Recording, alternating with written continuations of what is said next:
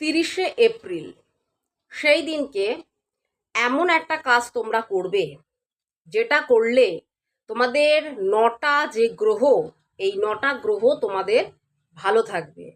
তোমাদের আটকে যাওয়া কাজ, যে কাজগুলো আটকিয়ে গেছে, কিছুতেই হতে চাইছে না, সেই কাজগুলো দেখবে খুব সুন্দর এবং স্মুথ ভাবে হবে।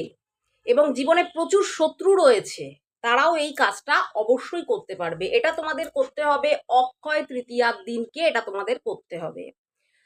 ভগবানকে, ঠাকুরকে ছাতু দিয়ে ভোগ তৈরি করে লাগাও, ঠিক আছে? দান করো, ছাতুর ভোগ দাও ঠাকুরকে।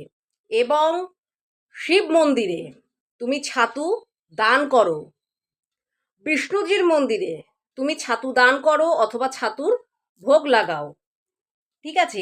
এবং সেই দিনকে অর্থাৎ অক্ষয় তৃতীয়ার দিনকে তোমরা ছাতুর শরবত করে যত পারো মানুষকে দান করো, মানুষকে খাওয়াও।